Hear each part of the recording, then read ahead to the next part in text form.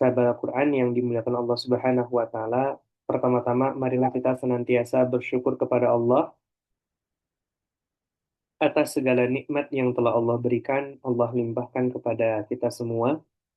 Salam dan salam semoga selalu tercurah limpahkan kepada junjungan kita, yakni Habibana wa Nabiyana Muhammad Sallallahu Alaihi Wasallam, kepada para keluarganya, para sahabat, tabi'in, tabi'ut tabi'in, dan juga semoga sampai kepada kita selaku pemegang risalahnya ila yaumil qiyamah.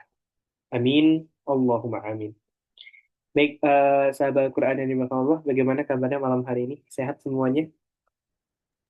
Sehat, Alhamdulillah. Alhamdulillah Alhamdulillah Ustaz. sehat. Alhamdulillah sehat. Sehat. Oh, ini udah berapa ini lagi? 60 hari, 70 harian ya, mau menjelang Ramadan. Sudah Ramadan, Insya coba Allah Ustaz. benar-benar salihah.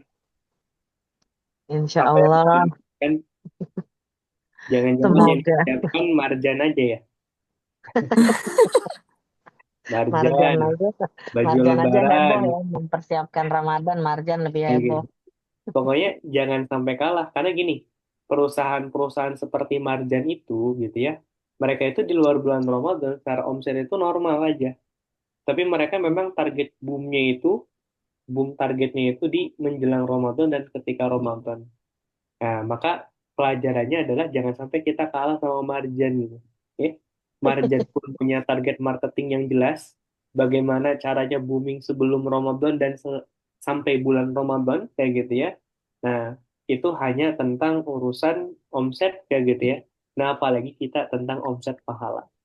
Kita berbicara tentang pahala, apa yang persiapkan karena sesungguhnya gitu ya, siapapun yang dia akan menang pada bulan Ramadan, dialah orang yang sudah persiapan dari bulan-bulan sebelumnya. Bahkan kalau kita lihat tradisi salafus salih, ulama-ulama terdahulu ketika mereka itu apa? Ketika mereka itu mempersiapkan menuju Ramadan, yang mereka persiapkan dua, nggak sekedar apa namanya, nggak sekedar ruhaninya, namun juga yang dipersiapkan itu adalah fisiknya, terutama nanti untuk memaksimalkan di 10 malam terakhir. Bagaimana kita bisa itikaf, kayak gitu ya. Itu malam-malam yang betul-betul sangat dicintai oleh Allah Subhanahu wa Ta'ala, dan salah satu malam Lailatul Qadar itu akan jatuh di antara malam-malam tersebut. Nah, maka dari itu ya, bunda-bunda salihah yang dimuliakan Allah Subhanahu wa Ta'ala, selagi waktu itu masih panjang. Kalau dulu ulama salafus salih, ulama-ulama terdahulu, mereka itu ketika 3 bulan sebelum Ramadan ya sudah mulai persiapan, mulai dari apa? Mulai dari terus menjaga fisiknya kayak gitu ya, membiasakan dengan makan makanan yang sehat, menjaga olahraganya kayak gitu ya. Nah, 2 bulan lagi sebelum Ramadan, mereka mempersiapkan banyak hal ya, entah itu apa yang nanti akan menjadi targetan ketika bulan Ramadan gitu ya, kebutuhan, baik itu kebutuhan rohani ataupun kebutuhan jasmaninya. Dan bahkan sebulan sebelum Ramadan itu banyak di antara ulama-ulama salafus salih yang mereka menutup tokonya ya, mereka itu menutup menutup tokonya. Kalau guru kami itu dulu pernah, guru kami kerja, ketika bulan Ramadan beliau minta cuti 1 bulan. Ya, beliau minta cuti 1 bulan, beliau sampaikan ya udah nanti kalau selepas Ramadan nggak boleh gabung lagi, ya tinggal saya cari lagi kayak gitu ya. Jadi saking inginnya apa? Saking inginnya memaksimalkan bulan suci Ramadan. Jadi ulama-ulama salafus saleh terdahulu seperti itu, ditutup itu usahanya. Jadi dia udah mempersiapkan untuk persiapan 2 bulan ke depan gitu ya. Walaupun misalkan tidak membuka toko, tapi bisa buat kehidupan dan lain sebagainya. Itu masya Allah gitu ya. Nah, maka dari itu, kenapa nanti di bulan Ramadan kita harus betul-betul memaksimalkan gitu ya? Karena kalau di bulan Ramadan saja kita tidak diampuni dosanya, kalau di bulan Ramadan saja kita tidak apa? Tidak dimaafkan kesalahan-kesalahannya oleh Allah Subhanahu wa taala, bagaimana mungkin kita akan diampuni di luar bulan suci Ramadan? Karena di bulan yang penuh dengan keberkahan, bulan yang penuh maghfirah pun kita nggak diampuni, apalagi di luar bulan tersebut. Nah, maka ini sebetulnya menjadi nasihat gitu ya bagi kita semua untuk apa? Untuk persiapan betul dengan matang. Karena nggak terasa. Percaya deh sama Ustadz. Sekarang kita berbicara kayak gitu ya, kita berbicara 60 apa 70 hari lagi menjelang Ramadan. Nah, itu nggak kerasa 30 hari lagi menjelang Ramadan. Nah, itu nggak kerasa sudah masuk satu Ramadan. Dan ini nggak kerasa sudah 10 hari lagi Ramadan. Kalau kami itu ketika Ramadan gitu ya, misalkan memberikan khutbah di tarawih pertama 10 malam pertama, 10 malam kedua, 10 malam ketiga itu selalu nggak kerasa. Tiba-tiba sudah perasaan baru kemarin gitu ya, Ustadz ngambil tema apa bagaimana menyambut Ramadan dengan penuh keberkahan. Eh, nggak jauh dari situ Ustadz memberikan khutbah tentang bagaimana kita memaksimalkan di 10 malam terakhir. Jadi udah nggak kerasa. Tiba-tiba sudah 10 malam terakhir. Karena mau disadari atau tidak, waktu di bulan Ramadan itu akan terasa lebih cepat dibandingkan waktu-waktu yang lainnya. Nah, maka dari itu, Al-Quran yang dengan Allah ya, sampaikan lebih awal, mari kita persiapkan dengan yang terbaik, karena tak ada yang tahu apakah pertama kita masih disampaikan tidak ke bulan suci Ramadan tahun ini, atau yang kedua, boleh jadi bulan suci Ramadan tahun ini adalah bulan suci Ramadan terakhir bagi kita. Maka maksimalkan dan sambutlah dengan penuh kemenangan. Baik, bunda-bunda solihah yang dimuliakan Allah Subhanahu wa taala, sekarang kita lanjutkan ke ayat 23, betul? 23 apa 24? 23. 23 ya? 23. Kemarin 23. 19 sampai 22, Ustadz. Oke. Bismillahirrahmanirrahim. Wa in kuntum fi raibim mimma nazzalna. Ya. Wa in kuntum fi raibim. Sekiranya kamu merasa ragu, ya, syakka atau bimbang, mimma nazzalna ala abdina, tentang apa yang kami turunkan kepada hamba kami, yakni Muhammad, ya, Muhammad minal Qur'ani annahu min indillah, yakni kepada Nabi Muhammad minal Qur'an dari Qur'an annahu sesungguhnya Qur'an itu min indillah dari sisi Allah, fa'tu bi suratim min mithlih, maka buatlah satu surah yang semisal dengan Al-Qur'an. Kalau kita lihat fakta dari Al-Quran itu, maka akan ada tiga kemungkinan, ya, akan ada tiga kemungkinan asal usul Al-Quran.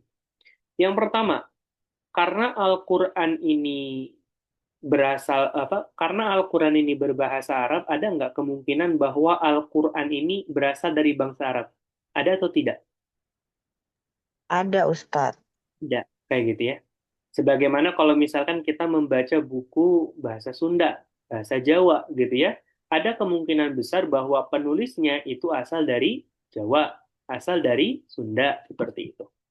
Nah, kalau kita sudah menjawab kemungkinan tersebut, ya ada kemungkinan itu dibuat oleh bangsa Arab karena menggunakan bahasa Arab. Ya, maka pertanyaan yang kedua, mungkin tidak bangsa Arab yang membuatnya? Mungkin juga, Ustadz. Hmm? Mungkin Mungkin nggak? juga. Iya, mungkin Oke, juga. memang ada kemungkinan, tapi itu adalah kemungkinan yang batin. Kenapa? Ada beberapa alasan yang menunjukkan bahwa kemungkinan tersebut adalah kemungkinan yang batil. Yang pertama, yang diturunkan di dalam Al-Quran justru menentang tentang apa yang dilakukan oleh masyarakat jahiliyah ketika itu. Masyarakat Arab jahiliyah ketika itu. Masyarakat Arab jahiliyah itu pertama, mereka itu menjadikan anak perempuan itu dikubur hidup-hidup. Kenapa? Karena ketika lahir anak perempuan itu aib bagi sebuah keluarga. Yang kedua, menjadikan perempuan itu untuk dieksploitasi, gitu ya. Hanya dijadikan sebagai seseorang yang dapat memuaskan nafsu bagi seorang laki-laki, ya. Kemudian bangsa Arab jahiliyah ketika itu menyembah menyembah apa? Menyembah berhala. Berhala yang paling terkenal ketika itu yaitu Lata wa Uzza. Yang keempat, kayak gitu ya. Mereka bangsa Arab itu dulu sudah ada Ka'bah dan mereka suka tawaf sambil mengelilingi sambil mengelilingi berhala-berhala yang mereka sembah gitu dalam kondisi apa? Telanjang bulat. Tidak menggunakan sehelai pakaian pun. Jadi kalau kita pernah ke sana tawaf, kita menggunakan apa? Pakaian ihram kayak gitu ya. Kalau bangsa Arab jahiliyah terdahulu itu ya tadi mereka tidak menggunakan sehelai pakaian pun. Nah, maka Bunda-bunda salihah yang dimuliakan Allah Subhanahu wa taala, ini sesungguhnya menjadi apa? Sesungguhnya ini menjadi nasihat, kayak gitu ya. Bahwa nggak mungkin Al-Quran itu dibuat oleh bangsa Arab. Karena andaikan Al-Quran itu dibuat oleh bangsa Arab, tentu isi dalam Al-Quran nggak mungkin bertentangan dengan tradisi bangsa bangsa Arab. Ya, ya mana ada gitu ya, mana ada seseorang membuat satu kitab yang itu justru menyerang apa yang sedang dia kerjakan. Nggak mungkin. Kemudian yang kedua, Al-Quran ini memuat kabar tentang masa depan. Ya, yang nggak mungkin orang di masa lalu itu mengetahuinya. Contoh, dalam Al-Quran surah Ar-Rahman ada sebuah ayat marajal bahrain yaltaqiyan bainahuma barzakhun la yabghiyan. Jadi di lautan itu ada satu lautan yang tawar, ada satu lautan yang asin. Nah, namun hebatnya ketika kedua lautan tersebut itu bertemu, antara satu dengan yang lainnya itu tidak saling bercampur. Seolah-olah apa? Bainahuma barzakhul la yabghiyan. Seolah-olah di tengahnya itu ada dinding yang kokoh yang tidak dapat ditembus antara satu dengan yang lainnya. Al-Quran berbicara itu 14 abad yang lalu, 1400 tahun yang lalu. Sedangkan umat manusia baru menemukan itu di tahun 1800-an ketika ada seorang ilmuwan dari Inggris melakukan pelayaran kemudian sampai di lautan Mediterania ya, dan menemukan fakta tersebut ya. Atau misalkan begini, pada abad ke-7 ketika ada yang mengatakan kepada salah seorang profesor bahwa proses penciptaan manusia dari mulai setetes mani menjadi segumpal daging menjadi segumpal darah, dari segumpal darah menjadi segumpal daging, dari segumpal daging menjadi tulang berulang, sebagaimana kalau kita baca nanti dalam Quran surah Al-Mu'minun ayat 12, 13, 14 tentang proses penciptaan manusia. Nah, maka manusia modern di abad ke-7 baru mengetahui perkembangan janin itu seperti apa. Dan Al-Quran membahas itu 14 abad yang lalu. Ya, jadi nggak mungkin Al-Quran itu buatan bangsa Arab. Kenapa? Ini memuat pertama menyerang ke tradisi mereka. Yang kedua, ya, yang kedua memuat kabar berita di masa depan. Ya, contoh begini, apa namanya, sahabat Al-Quran yang dimuliakan Allah Subhanahu Wa Taala. Jilbab. Jilbab itu kadang ada yang suka mengatakan tradisi Arab, betul nggak? Ngapain kamu berjilbab? Itu mah tradisi Arab, betul? Betul nggak Bunda-Bunda Salihah? Dulu mungkin pernah mengatakan ya, jilbab itu tradisi Arab. Betul Ibu Uci? Betul, Ustadz. Betul Betul, Ustadz. Malah aku juga Betul Ustadz. kan? pernah Makanya bilang kayak ngapain? gitu dulu. Ya, saya suka dengar gitu ucapan-ucapan, ngapain lu pakai jilbab gitu ya? Ini Indonesia bro, bukan Arab, seperti itu. Nah, orang yang mengatakan seperti itu adalah orang yang tidak membaca sejarah. Ya, orang yang tidak membaca sejarah. Kenapa? Karena jilbab itu bukan tradisi Arab. Arab jahiliyah, mereka itu sukanya apa? Tabarruj, berlebih-lebihan dalam berdandan, ya, membuka auratnya seperti itu. Sedangkan jilbab itu adalah tradisi Islam, ya. Jilbab itu adalah tradisi Islam, bukan tradisi Arab. Maka inilah pentingnya kenapa kita itu jangan pernah melupakan tentang sejarah kita, ya. Jangan pernah melupakan tentang sejarah kita, sejarah peradaban kita, karena itulah yang diinginkan oleh orang-orang kafir agar kita melupakan masa-masa kejayaan kita. Sahabat Al-Quran yang dicintai Allah Subhanahu wa taala. Nah, maka pada ayat surah Al-Baqarah ayat ke-23 ini merupakan apa? Merupakan tantangan dari Allah kepada orang-orang kafir. Kalau memang kalian itu ragu terhadap apa yang kami turunkan kepada kalian, kalau memang kalian itu merasa ragu terhadap apa yang kami turunkan kepada hamba kami Muhammad, fa'tu bisurah, maka buatlah satu surah yang semisal dengan Al-Quran. Sebetulnya, kalau kita baca dari mulai Al-Fatihah sampai ke An-Nas, tantangan ini adalah tantangan terakhir. Karena tantangan pertama, Allah menantang siapapun yang ragu, silakan buat sesuatu yang sama seperti Al-Quran, 30 juz. Nggak ada yang mampu, maka turun lagi tantangannya, 10 surah yang semisal dengan Al-Quran. Nggak ada yang mampu juga, tantangannya hanya satu surah. Coba Ustadz mau tanya, surah yang paling sering kita baca surah apa? Apaan? Surah yang paling pendek, surah apa? Al-Ikhlas. Al-Ikhlas. Nah, bisa gitu Walasri, ya. Walasri. Al-Kausar ya. Al-Asr, oke, Al-Kausar. Surah yang paling pendek, Al-Ikhlas juga pendek gitu ya. Pasti paling hafal, paling sering dibaca ketika salat, betul nggak? Kalau bahasa kami itu apa? Surah Kokojo gitu ya. Dari 114 surah dalam Al-Quran itu terus yang kita baca ya. Nah, Al-Quran yang dicintai Allah Subhanahu wa Ta'ala, bayangkan surah Al-Ikhlas, surah Al-Kautsar, surah Al-Asr yang sependek itu saja bangsa Arab nggak mampu untuk membuatnya. Maka kemungkinan pertama adalah kemungkinan yang batil, kemungkinan yang salah. Kemudian yang kedua, Al-Quran itu buatan Nabi Muhammad, ya. Maka ini pun kemungkinan yang batil. Kenapa? Karena begini, bukan tanpa sebab, ya. Nabi Muhammad itu dilahirkan sebagai seorang yang ummi. Tahu nggak orang yang ummi itu orang yang apa? Orang yang tidak bisa baca dan orang yang tidak bisa menulis, ya. Kenapa? Karena andai kan begini, kalau Nabi Muhammad itu terbiasa menulis, terbiasa membaca gitu ya, maka itu akan mengakibatkan apa? Akan mengakibatkan orang-orang menganggap, oh, dan Nabi Muhammad memang biasa membuat syair. Maka memang Nabi itu dipersiapkan dari semenjak kecil bahwa suatu hari nanti di usia 40 tahun, dia akan diangkat menjadi seorang Nabi dan Rasul. Nah, maka yang harus kita pahami, Nabi Muhammad pun hanyalah bagian dari bangsa Arab. Selagi bangsa Arab nggak mampu melakukannya, begitupun dengan Nabi Muhammad Sallallahu Alaihi Wasallam. Nah, maka hanya ada kemungkinan terakhir, dan nggak ada kemungkinan yang lainnya bahwa Al-Quran ini memang betul-betul berasal dari Allah Subhanahu wa Ta'ala. Ya, Al-Quran ini berasal dari Allah Subhanahu wa Ta'ala. Dan maka dari itu, sahabat Al-Quran yang dicintai Allah Subhanahu wa Ta'ala, eh, ini menjadi apa?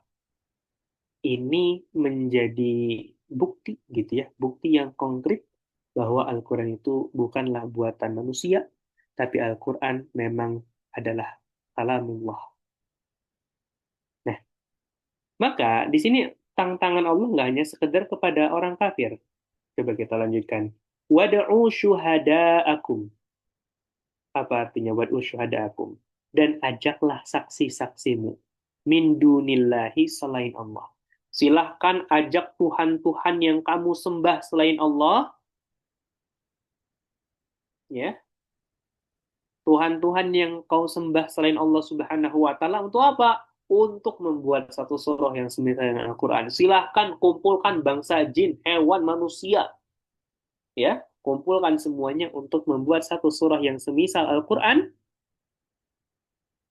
In kuntum sadikin, kalau memang kalian itu betul-betul orang yang benar, ya. Kita dari Allah Subhanahu wa Ta'ala. Allah nggak tinggi-tinggi menantangnya. Ya, cukup buat satu surah saja. Dan selama sekarang 1400 berapa? 1457 ya. Selama 14 abad lebih, nggak ada satupun orang, nggak ada satupun bangsa, nggak ada satupun kaum yang mampu membuat satu surah yang semisal dengan Al-Quran. Itu menunjukkan bahwa Al-Quran itu bukanlah buatan manusia, tapi betul-betul ciptaan Allah Subhanahu wa Ta'ala. Nah, dan yang harus kita pahami, sahabat Al-Quran yang dicintai Allah Subhanahu wa Ta'ala, Al-Quran Islam ya. Islam itu nggak hanya sekedar sebagai sebuah agama, tapi Islam itu adalah sebagai sebuah ideologi. Ya, yang memiliki pandangan khas terhadap kehidupan. Coba Ustaz mau tanya, ideologi di dunia ada berapa? Nah, yang biasa baca-baca buku perjuangan biasanya hafal. Ideologi di dunia ada berapa? Nggak ada yang tahu? Ideologi di dunia itu hanya ada 3 sampai hari ini. Ya, hanya ada 3. Yang pertama komunis, bukan. Yang pertama sosialis, yang kedua kapitalis, yang ketiga Islam. Ya, hanya tiga itu lagi. Hanya tiga hal ini yang memenuhi sebagai sebuah ideologi. Makanya Islam itu nggak cukup hanya sebagai sebuah agama, tapi merupakan bagian juga dari ideologi. Kenapa? Karena memenuhi karakteristik untuk menjadi sebuah ideologi, memiliki pandangan yang khas dalam memandang kehidupan, apa yang terjadi sebelum kehidupan, dan akan kemana setelah kehidupan. Kalau yang lain itu hanya sebatas agama, ya, sebatas agama, bukan bagian dari ideologi. Makanya Islam ada nggak sistem pergaulan dalam Islam? Ada. Nanti ada dalam kitab Nizamul Ijtimai. Apakah ada sistem ekonomi dalam Islam? Ada. Disebutnya apa? Nizamul Iqtisadi. Ya. Ada nggak sistem pemerintahan dalam Islam? Ada. Nanti dibahas dalam kitab Nizamul Hukmi. Ya. Itu ada. Jadi ini menunjukkan Islam itu adalah agama syamilun wa kamilun. Agama yang sempurna dan paripurna. Maka siapapun ya yang menentukan satu hukum bukan dari hukum Islam, sama dengan dia itu secara tidak langsung dia akan mengatakan bahwa Islam itu bukanlah agama yang sempurna. Maka hati-hati. Itu bisa menjadi bagian dari orang kafir. Karena dalam Al-Quran surah Al-Maidah Allah Subhanahu wa taala dengan tegas mengatakan innal ladzina yu'minuna bi ba'di wa yakfuruna bi ba'd. Ya, ulaika humul kafirun haqqan. Mereka yang beriman kepada beriman kepada kitab sebagian dan mengingkari sebagian, ulaika humul kafirun haqqan. Sesungguhnya mereka itulah sebetul-betulnya orang kafir. Nah, maka ini menjadi apa? Menjadi teguran. Kalau kita masih memandang ada sesuatu yang kita pilih selain dari Islam, maka hati-hati dipertanyakan keimanan kita kepada Allah. Kalau kita membuka dalam satu ayat di dalam Quran surah An-Nur, Allah Subhanahu wa taala berfirman, "Fala wa rabbika la yu'minu hatta yuhaqqimuka fima syajara bainahum." Coba Ustaz mau tantang bunda-bunda solihah. Fala wa rabbika. Di situ maka demi Tuhanmu. Ya, di mana lagi Allah Subhanahu wa taala bersumpah atas namanya sendiri. Kalau dalam Quran surah Al-Asr kan bersumpah atas nama waktu, benda, kayak gitu ya. Wal fajr, wal lail, atas nama waktu, kayak gitu ya. Wasyam, atas nama benda, kayak gitu ya. Wadduha, waktu juga. Tapi di sini Allah menggunakan lafaz sumpah disandingkan dengan apa? Dengan namanya. Fala warabbuka. Ya, maka ini menunjukkan ini sesuatu yang agung. Kalau warabbika la yu'minu, ya, maka tidaklah kau dikatakan sebagai bagian dari orang yang beriman, hatta sehingga yuhakimu kafi ma syajara bainahum. Kalian menjadikanku, ya, menjadikan apa? Allah dan juga Rasulnya sebagai apa? Sebagai apa? Standar dalam mengambil sesuatu. Maka standar kita dalam melakukan sesuatu itu bukan tentang suka atau tidak suka. Standar kita dalam melakukan sesuatu itu bukan tentang lumrah atau tidak lumrah. Tapi ini sesuai dengan syariat Allah ataukah tidak.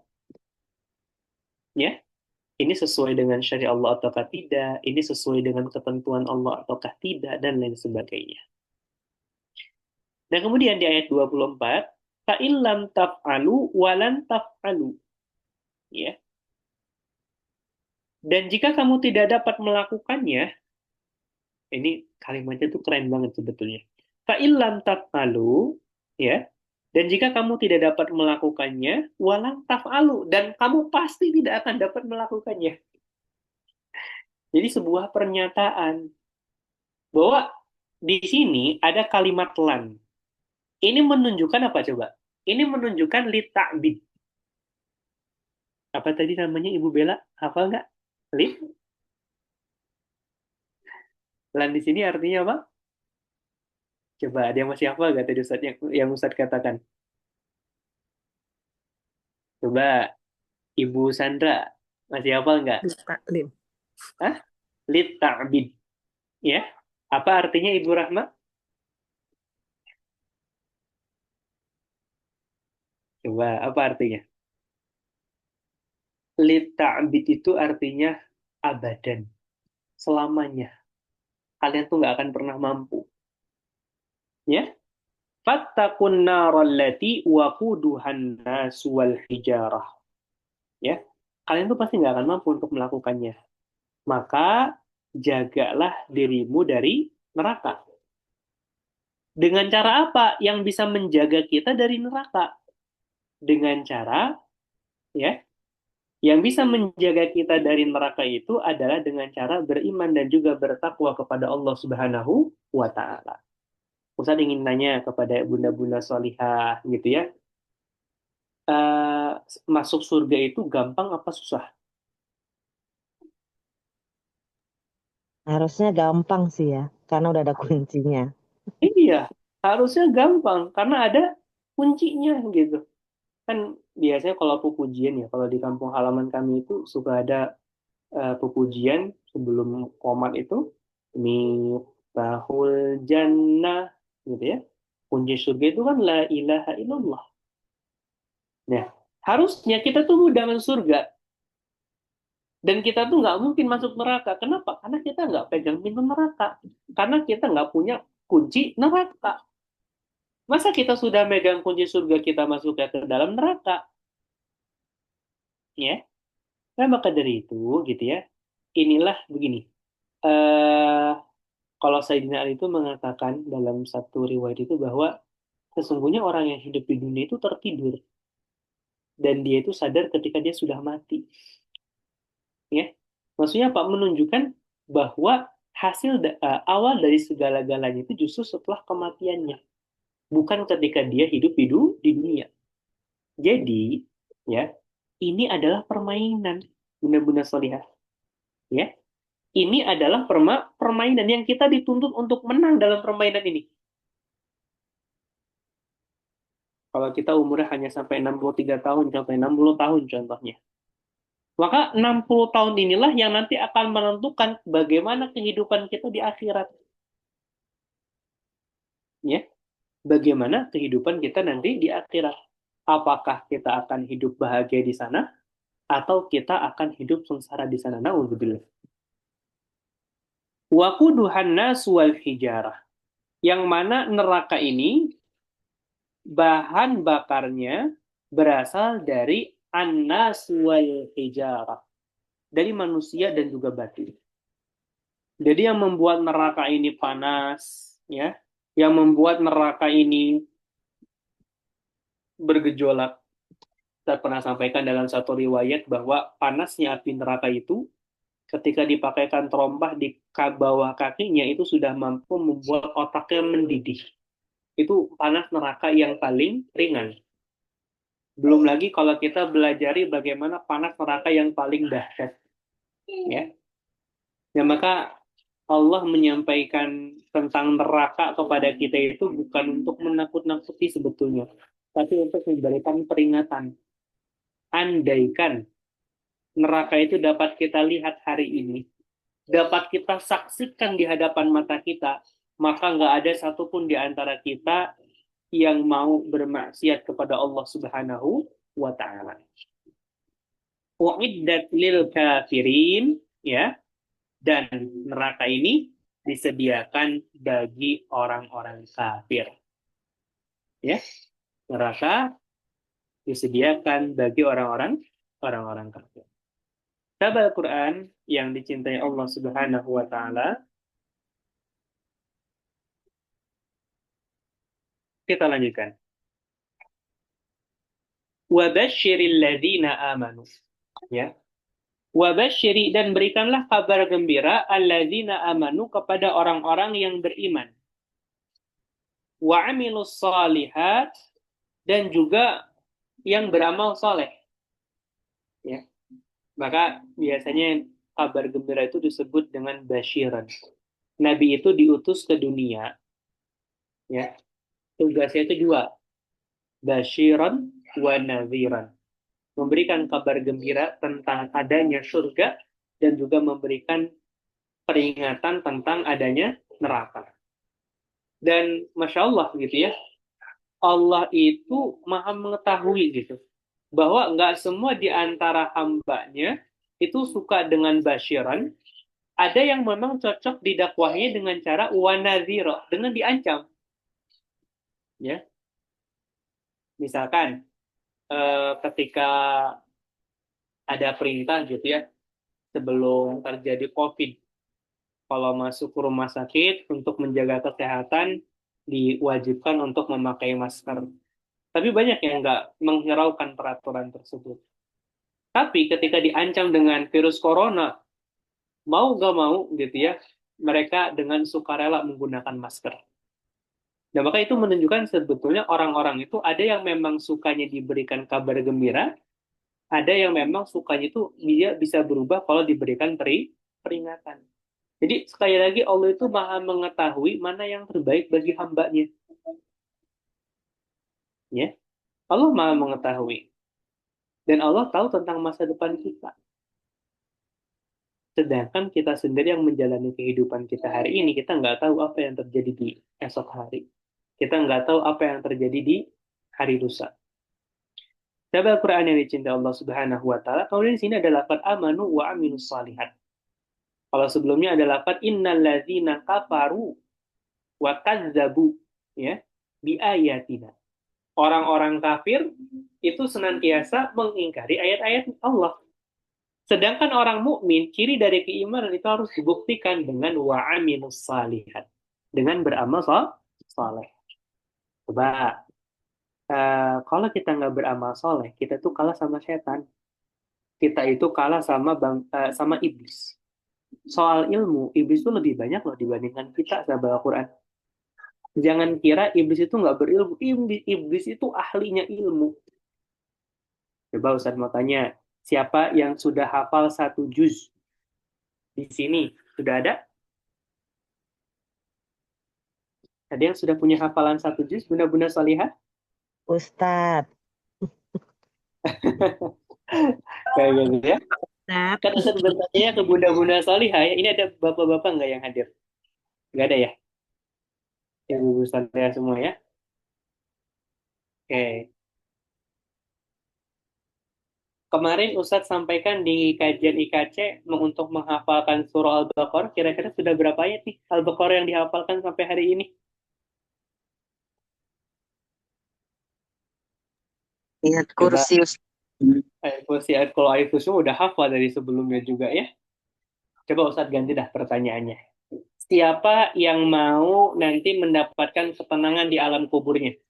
Saya, Pak Ustadz. Eh, Baru siapa dibaca-baca. yang Saya, nanti Pak mau Ustadz. mendapatkan syafaat di alam kuburnya? Saya, Pak Iya, Pak Ustadz. Eh, yang nggak bilang saya berarti kayaknya nggak mau. Ustadz. Saya. Nah, ini manusia. Siapa yang mau kebaikan? Saya. Siapa yang mau action? Diam. Nggak ada yang jawab. Kayak gitu ya. Siapa yang mau masuk surga? Saya Ustadz gitu ya. Siapa yang mau beramal soleh? Diam. Kayak gitu ya. Nah, maka jangan sampai kita itu hanya tahu apa mengatakan saya tanpa apa? Tanpa kita mau beramal soleh. Ya. Karena iman itu akan berbanding lurus dengan amal solehnya. Amal soleh itu adalah pembuktian dari iman.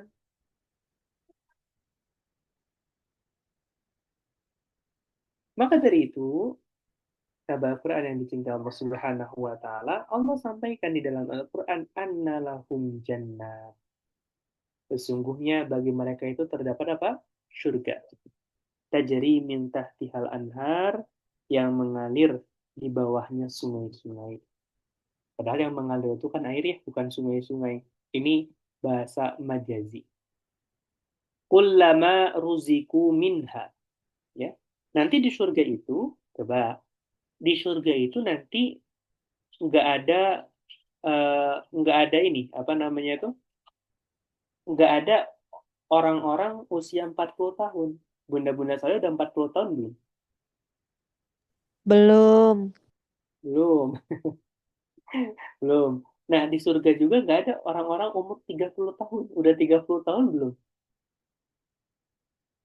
Udah lewat jauh, Pak Ustadz. Udah lewat jauh. Berarti nanti ada di surga nggak kan? Nggak ada yang 30 sama nggak ada yang 40. Wah, gimana dong? dimudahkan kembali Ustadz. Iya, betul. Kayak gitu ya, semuanya akan dimudahkan kembali. Jadi, Di surga itu nggak ada nenek-nenek dan kakek-kakek. Ya, semuanya kembali muda gitu ya, kembali kuat gitu ya. Dan nggak ada yang namanya rasa lelah di surga. Bunda-bunda mau minta apapun ada, kayak gitu ya. Bunda-bunda mau request apapun ada, kayak gitu ya. Misalkan eh, ibu ibu Rahma gitu ya suka makan kopi gitu ya, mau kopi apapun, mau minum kopi apapun ada ya ibu Rahma ya, ya Oh, gitu. dia Homer, Ustadz. Dia Homer. Oh, Astagfirullahaladzim. kayak gitu ya.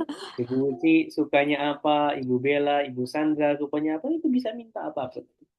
Karena udah nggak ada ibadah lagi di surga itu. Tinggal menikmati dari apa yang sudah dia kerjakan selama dia hidup di dunia.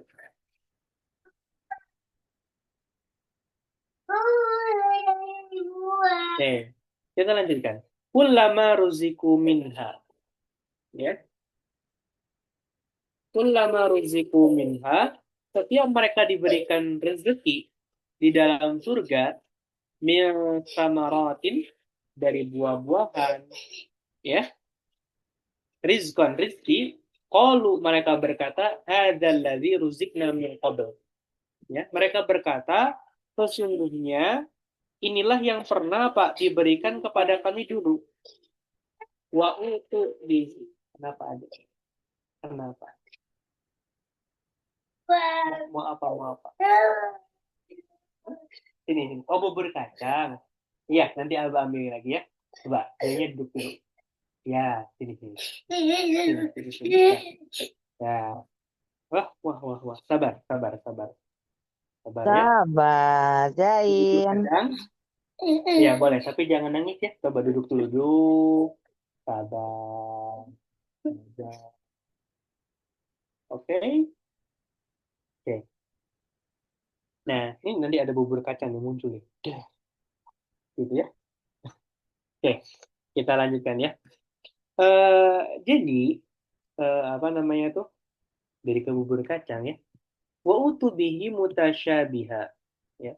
Jadi mereka itu eh, mengatakan ketika datang mereka diberikan buah-buahan, segala nikmat dari Allah Subhanahu wa taala, mereka mengatakan inilah yang pernah kami dapatkan dahulu, hampir serupa, ya. Mereka disuguhi dalam keadaan serupa, walahum fiha azwajum mutahharah, dan disediakan bagi mereka azwajun, ya, istri-istri mutahharah, ya, berupa wanita-wanita cantik yang suci, yang nggak pernah ada satupun lelaki yang pernah menyentuhnya. Coba, kenapa di surga itu ada bidadari tapi nggak ada bidadara, bunda-bunda solihah? Ada yang tahu nggak? Betul Itu kan? yang mau tahu, Ustaz. Hah? Makanya mau tahu, Ustaz. Oh, justru itu saya mau bertanya, Ustaz, gitu ya. Karena gini, godaan terbesar laki-laki itu adalah wanita, ya.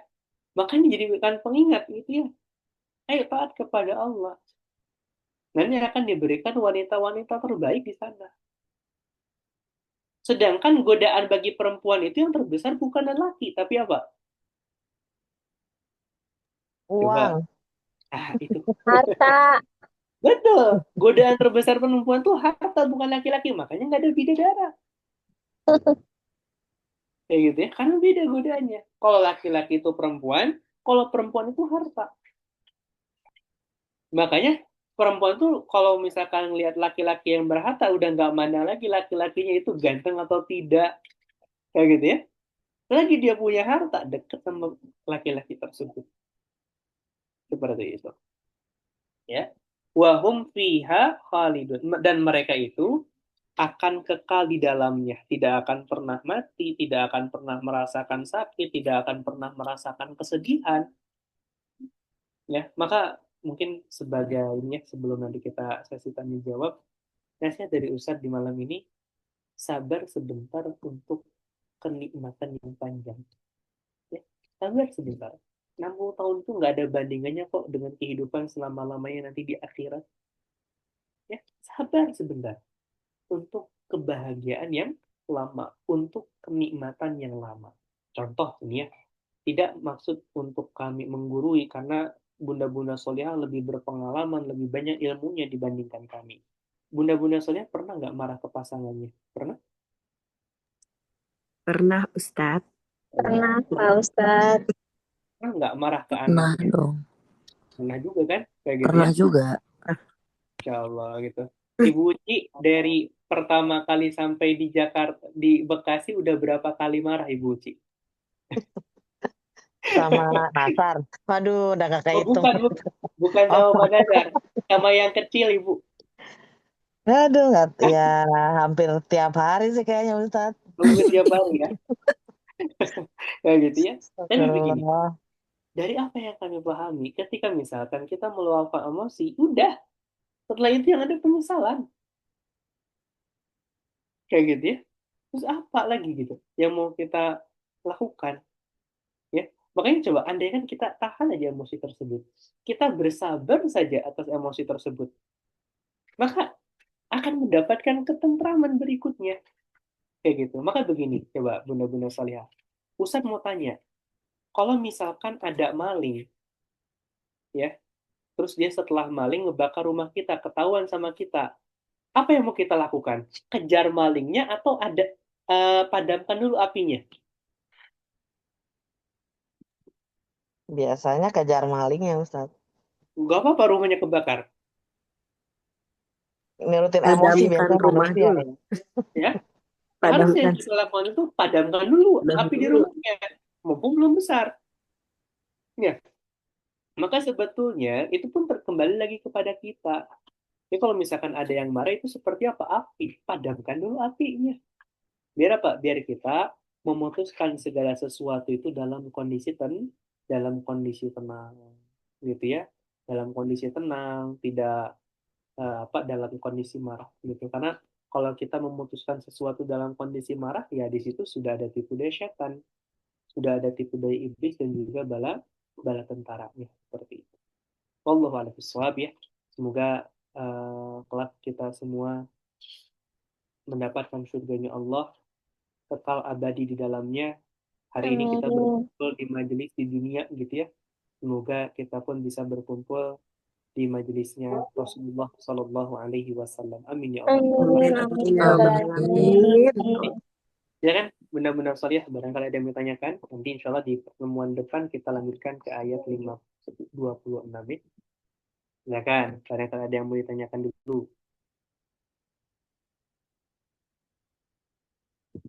Kalau nggak ada pertanyaan, kayaknya Ustadz yang harus bertanya ya. Aku mau nanya dulu Ustadz, boleh nggak? Boleh. Yang pertama itu kenapa Allah menantang orang-orang Arab jahiliyah itu atau orang kafir itu untuk menulis untuk sebagai tandingannya Al-Quran seperti itu. Oke. Kenapa? Apakah mereka itu kaum apa ya? Apa kaum pelajar kah atau kaum apa gitu? Kenapa tantangannya membuat tandingannya atau karena mungkin Al-Quran bentuknya adalah kitab ya atau bagaimana? Terus yang Oke. kedua, tadi kan nanti para suami atau laki-laki itu akan mendapat istri-istri di surga. Hmm, Nah, kalau seandainya itu apakah istrinya itu istri yang sama di dunia atau bagaimana Ustadz? Nah, kalau seandainya istri di dunia, nanti dia dapat istri yang tadi perempuan cantik yang tidak pernah tersentuh, berarti ada dua istri dong di surga. Nah, itu ada rasa apa nggak di surga? Sedangkan di surga itu katanya kan sudah tidak ada rasa marah, nggak ada rasa cemburu seperti itu. Oh, satu lagi yang ketiga, di surga itu nanti akan ada tantangan apa tantangan? Pantangan juga nggak Ustadz? Misalnya ada larangan juga nggak? Misalnya pas kita udah di surga kita nggak boleh apa gitu. Kalau seandainya kita ngelanggar kayak Nabi Adam gitu, kita misalnya diturunin dari surga yang lebih tinggi ke surga yang lebih rendah, bahkan bisa sampai masuk neraka gitu Ustadz. oke, Tiga. baik. Makasih Ustadz. Insya Allah. Begini ya, ini dari apa yang kami pelajari gitu ya. Ibu Uci nanti akan mendapatkan buktinya insya Allah ketika nanti melangkahkan pertama kali kakinya di surganya Allah Subhanahu wa Ta'ala ya. Oke, pertama yang harus kita pahami ketika Al-Quran itu diturunkan, bangsa Arab itu sedang lagi era-eranya ini apa namanya sastra, ya membuat sastra Arab gitu lagi ahli-ahlinya dalam membuat sastra. Nah maka tantangan tersebut tidak lain, jadi gini, ada kalau Ustadz gak salah namanya Walid bin Mughirah. Dia itu orang yang paling ahli dalam sastra Arab. Maka ketika Rasulullah itu mengatakan tentang Al-Quran, membacakan Al-Quran, Walid bin Mughirah itu mengatakan gini, aku tuh yang paling paham tentang sastra dibandingkan kalian semua. Dan aku katakan, apa yang dikatakan Muhammad itu bukanlah sastra. Apa yang dikatakan Muhammad ini adalah sesuatu yang belum pernah terjadi kepada orang-orang sebelum kita. Ya, jadi mereka sendiri yang ahli dalam sastra mampu membedakan mana sastra, mana yang bukan sastra. Makanya kan mereka itu menuduh pada akhirnya Nabi Muhammad itu tukang sihir, Nabi Muhammad itu peramal dan lain sebagainya. Nah maka itulah salah satu penyebab kenapa tantangannya itu berupa apa? Buatlah satu surah yang semisal dengan Al-Quran karena memang di masa itu tuh mereka tuh sedang apa? Sedang tinggi-tingginya dalam hal sastra. Nah gitu ya, maka dikatakan, coba kalau memang kalian itu orang-orang yang benar, kalian ragu kepada apa yang kami turunkan kepada Muhammad, coba buat satu surah saja. Kalau memang kalian itu orang yang ahli, kalau memang kalian itu ahli sastra, kayak gitu ya. Nah kemudian yang kedua, siapa yang nanti akan menjadi suami dari seorang istri ketika nanti ada di surga? Tergantung. Jadi yang akan menjadi apa suaminya di surga itu adalah suaminya yang terakhir. Contoh begini. eh saya sama Uma gitu ya. Saya meninggal duluan contoh. Uma ternyata nikah lagi kayak gitu ya. Dan ternyata suaminya yang baru dan Uma sama-sama masuk ke dalam surga. Maka yang akan jadi suaminya itu adalah suami yang terakhir. Kayak gitu ya, suaminya yang terakhir. Nah, adapun nanti seorang wanita ketika misalkan suaminya pun mendapatkan wanita-wanita yang lain, apakah ada keinginan? Tidak ada. Sudah nggak kepikiran ke sana. Nah, termasuk juga bunda-bunda solihah, kayak gitu ya. Di surga itu nanti yang kami pelajari itu ya ada juga pasar-pasar kecantikan. Jadi orang itu berkunjung ke sana semakin hari semakin tampan, semakin hari semakin cantik, kayak gitu ya. Dan di surga itu memiliki kekuatan yang nggak pernah ada batasnya gitu ya. Jadi nggak perlu tidur gitu ya, nggak buang air, nggak buang angin seperti itu ya. Jadi dalam kondisi prima seperti itu. Nah, kemudian apakah ada pantangan-pantangan di surga? Dari apa yang kami pelajari itu nggak ada. Ya, karena surga itu ya tadi tempat segala kebahagiaan dan orang udah bahagia udah nggak akan mikir macam-macam. Dan ketika itu pun apa namanya setan itu sudah nggak ada, sudah ada dalam neraka dan mereka kekal abadi selama-lama. Jadi nggak ada yang menggoda. Ya gitu ya, udah nggak ada yang menggoda. Semua manusia apa nggak akan pernah merasa bosan dengan segala kenikmatan itu gitu ya. Walaupun begini, kalau kenikmatan dunia itu kan ada batas ya, betul nggak? Dulu kita bisa makan satu telur dibagi. Kalau saya dulu pernah merasakan satu telur itu dibagi menjadi tiga, dibagi menjadi empat kayak gitu ya. Itu nikmat banget. Tapi hari ini misalkan pengen kenyang bikin telur dua pun seringkali bersisa gitu. Menunjukkan bahwa kenikmatan dunia itu ya apa ya namanya tuh ada batasnya gitu. Ada batasnya, ada ujungnya gitu. Seperti itu. Seperti itu Ibu Ji. Semoga bisa dipahami. Kasih Ustadz. Sama-sama. Silakan, ada yang mau ditanyakan lagi? Berarti kemungkinan aku bisa ketemu cowok yang lebih ganteng dari Nasar gitu bisa ya, Oh, Ustadz? mau ketemu siapa Ibu Ci? Nanti Pak Nasar tuh jadi yang ganteng Ya banget tuh di Allah. sana. Ya Allah, Masya Allah. Sudah Ustadz, makasih. Sama-sama. Silakan, ada yang ditanyakan lagi? Ustadz, boleh Ustadz mau tanya kalau tadi kan Ustadz bilang ketika kita di surga, insya Allah semuanya kan dimudahkan ya. Terus Ya. gimana kita mengenali orang tua atau keluarga kita, Ustadz? Oke. Nah, Mengetahui gitu ya. iya. Oke. Ada lagi? Eh, terus aktivitas ibadah di surga tuh udah nggak ada gitu ya Ustadz ya? Betul. Ya itu aja Ustadz, 2 itu aja. Makasih Ustadz. Homer Semuanya. yang ada apaan aja di sana gitu mah, Homer yang ada. Astagfirullahaladzim. Enggak, eh, kalau Ibu Kopi, Rahma kopi. nanti di surga yang penting ada kopi, ada apa? Maca, sama ada padel nih. Iya, Kayak gitu ya.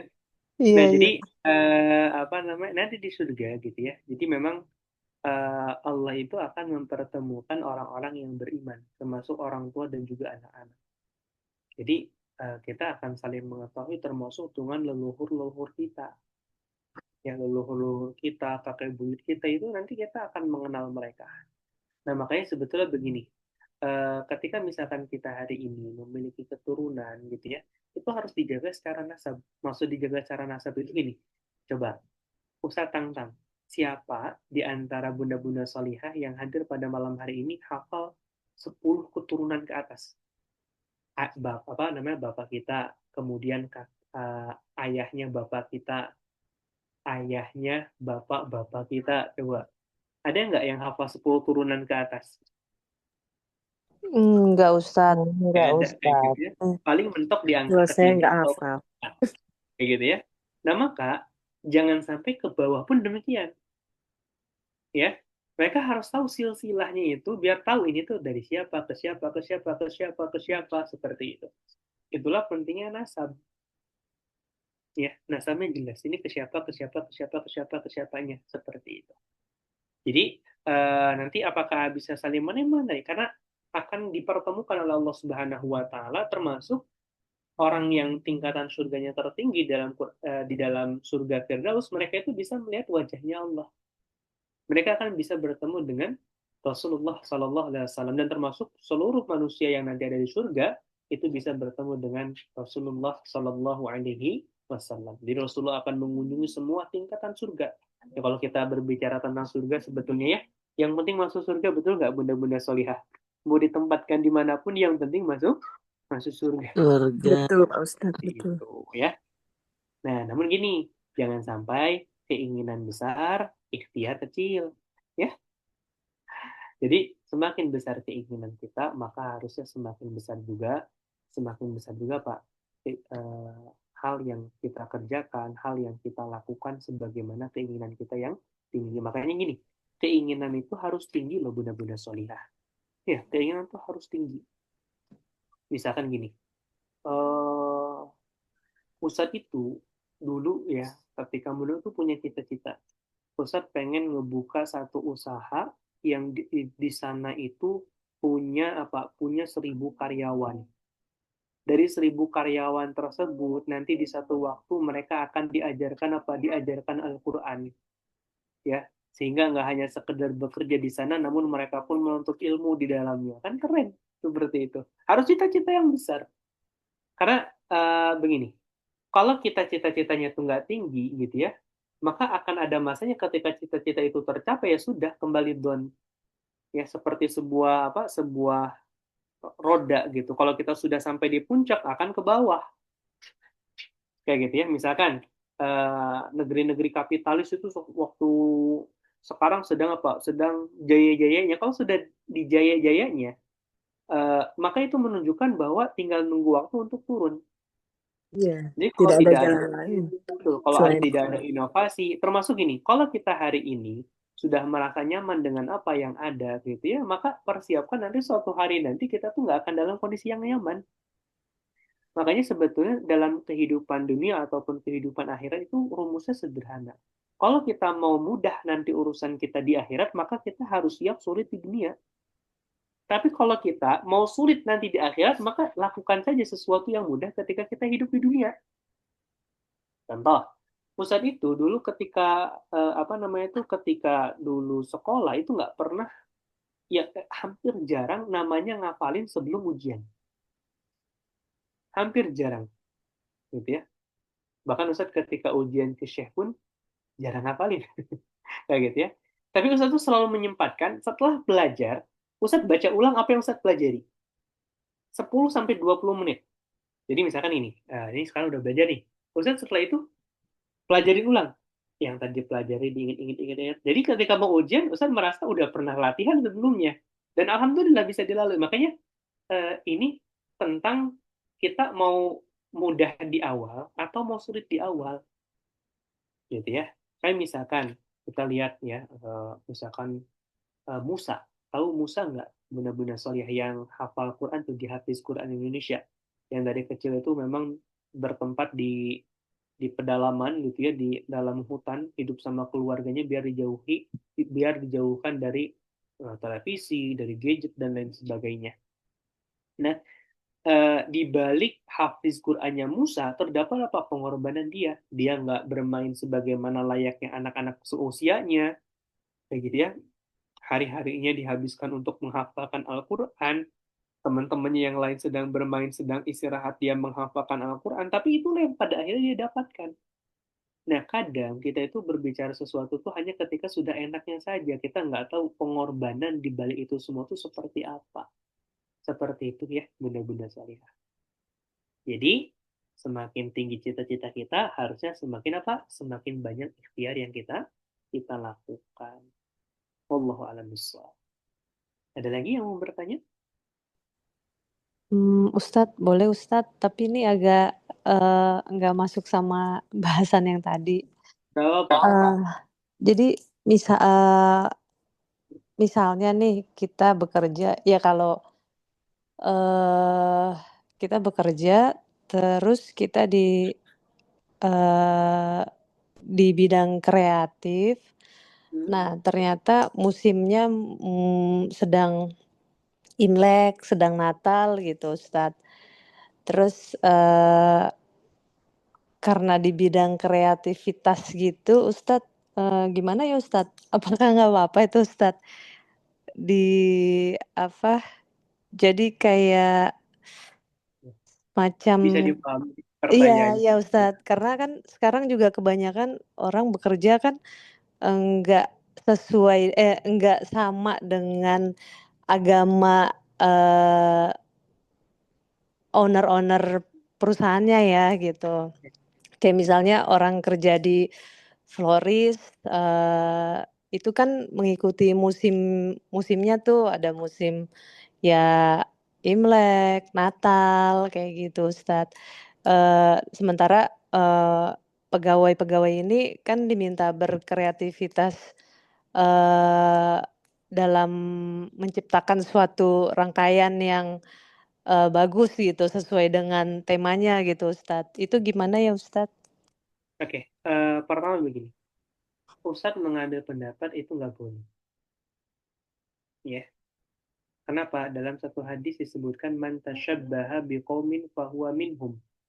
Barang siapa yang menyerupai suatu kaum, maka dia menjadi bagian dari kaum tersebut. Ya. Nah, maka misalkan gini, kita punya kita desainer. Kita punya perusahaan cetak spanduk. Maka ketika kita seorang muslim, kita tetapkan ada spanduk-spanduk yang nggak perlu kita bikin. Yang kita tolak, silahkan boleh di tempat spanduk yang lain saja. Misalkan ucapan selamat Natal gitu ya. Ada di Bandung itu di beberapa spanduk di beberapa perusahaan spanduk itu nggak mau. Yaitu itu bentuk dari kehati-hatian mereka.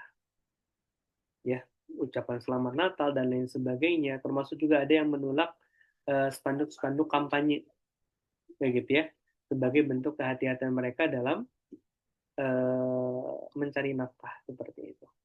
Nah, maka kalau kami mengambil pendapat yang memang tidak boleh. Ya, tidak boleh. Kenapa? Ini bagian dari tasyabuh, mengikuti. Jadi ini, boleh nggak kita mengikuti orang-orang di luar Islam? Boleh? Boleh. Asalkan tidak ada sangkut pautnya dengan agama. Contoh, sangkut pautnya dengan agama, kalau tentang sains, teknologi nggak masalah. Contoh, kita mempelajari ilmu kedokteran dari orang-orang kafir itu nggak masalah. Kita mempelajari teknologi dari orang-orang kafir itu nggak masalah. Tapi kalau berbaunya ini agama, maka nggak boleh. Maka nanti dalam Islam itu ada konsep namanya hadoroh dan juga madaniyah. Madaniyah itu yang sesuatu yang nggak terikat dengan agama apapun. Misalkan Kita beli mobil, mau mobilnya dibuat orang kafir, orang muslim nggak masalah. Sedangkan hadoroh itu sudah terikat dengan satu aktivitas keagamaan, contoh salib, patung, kayak gitu ya. Maka kita nggak boleh untuk memilikinya, melakukannya seperti itu. Ustaz, tapi saya ada kontrak gitu ya. Memang perusahaan ini sulit gitu ya. Kalau misalkan tidak seperti itu, mau bagaimana lagi?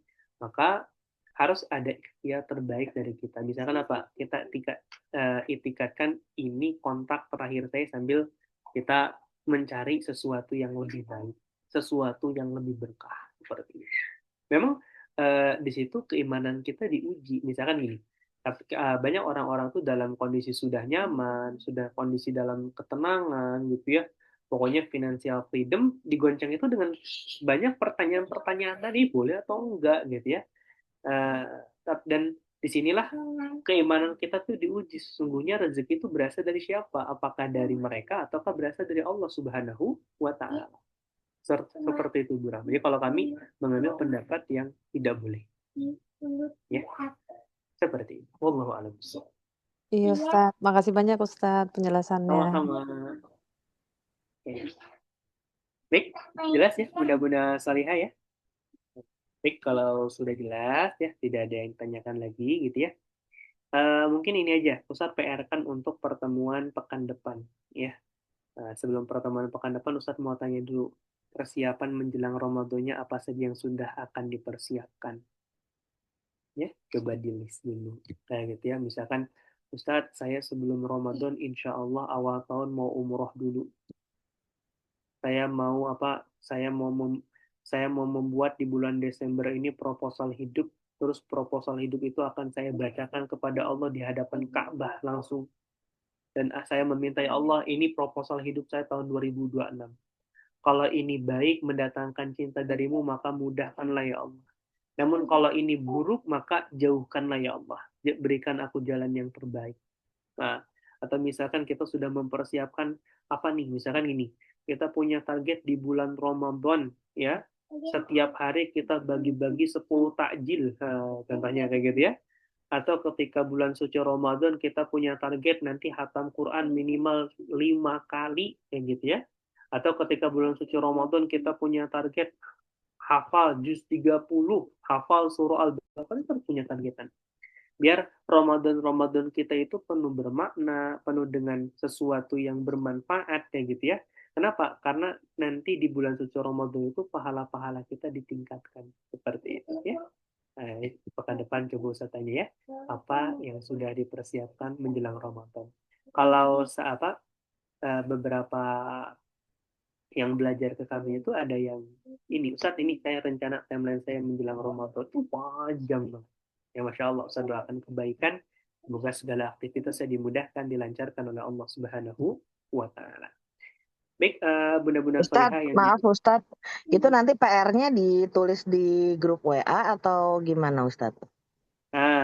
Kalau mau Ustaz doakan, ini aja, mau japri ke Ustaz nggak apa-apa, kayak gitu. Kalau malu di grup WA, sudah ya. Oh gitu, Ya, Ustaz baik Ustadz. lihat list-listnya, Ustaz doakan biar diberikan kemudahan, kelancaran seperti itu ya. Baik Ustadz. Gitu.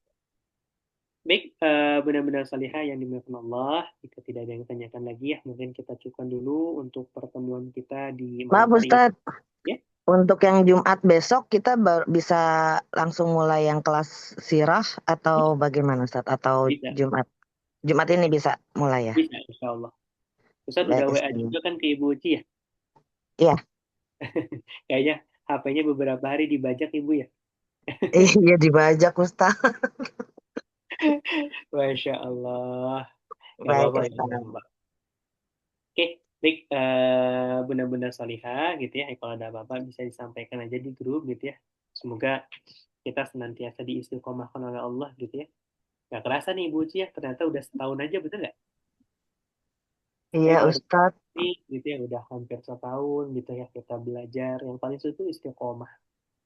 Gimana kita sampai nanti Allah memanggil kita tuh dalam kondisi istiqomah itu yang paling berat. Berbuat baik itu sesuatu yang ringan, tapi konsisten berbuat baik itu sesuatu yang berat.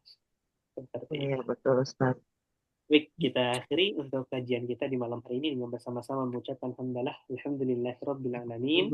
Alamin. Alhamdulillahirabbil alamin. Astagfirullahaladzim. Doa kafaratul majlis. Subhanakallahumma wa Subhanallah. bihamdika asyhadu an la Asyhadu an la ilaha illa anta astaghfiruka wa atubu ilaik. Hidayah. Assalamualaikum warahmatullahi wabarakatuh. Waalaikumsalam warahmatullahi wabarakatuh. Dadah Zain. Makasih semua. Sehat-sehat. Makasih. Semangat ya. Makasih ya. Terima kasih.